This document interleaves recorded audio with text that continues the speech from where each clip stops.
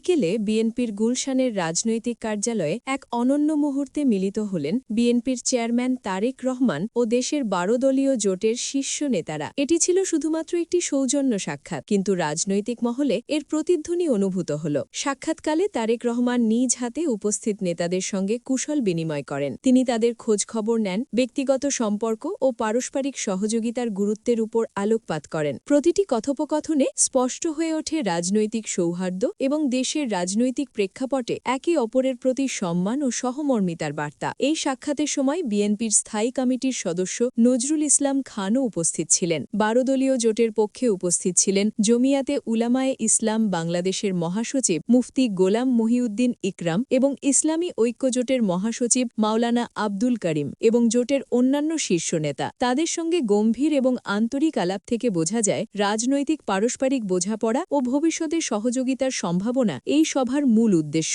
দর্শকরা যতটা দেখেন ততটাই অনুভব করেন যে এই সাক্ষাৎ শুধু একটি আনুষ্ঠানিকতা নয়, এটি ছিল দেশ এবং রাজনৈতিক নেতৃত্বের মধ্যে বোঝাপড়া ও সমঝোতার একটি সুদূর প্রসারী সংকেত। প্রত্যেক নেতার প্রতিটি অভিব্যক্তি, প্রতিটি কথোপকথনে ভরা ছিল আন্তরিকতা এবং রাজনৈতিক সংলাপের আবহ। সাক্ষাতের পর তারেক রহমান বলেন, এই ধরনের সৌহার্দ্যপূর্ণ সাক্ষাৎ ভবিষ্যতের জন্য একটি শক্তিশালী ভিত্তি গড়ে তুলবে। আমাদের সবার লক্ষ্য দেশের স্থিতিশীলতা এবং গণতান্ত্রিক প্রক্রিয়ার সমৃদ্ধি। এই ১ ঘণ্টার কম সময়ের আলাপচারিতা, অভিব্যক্তি এবং সৌহার্দ্যপূর্ণ পরিবেশে পারস্পরিক মতবিনিময় রাজনৈতিক মহলে ইতিমধ্যেই আলোড়ন সৃষ্টি করেছে। দেখা যাচ্ছে যে নেতৃত্ব একদিকে জনগণের সেবা ও কল্যাণকে গুরুত্ব দেন, অন্যদিকে রাজনৈতিক সংলাপ ও সহযোগিতার মাধ্যমে দেশের স্থিতিশীলতাকে শক্তিশালী করার চেষ্টা করছেন। এই সাক্ষাৎ তারই একটি উদাহরণ।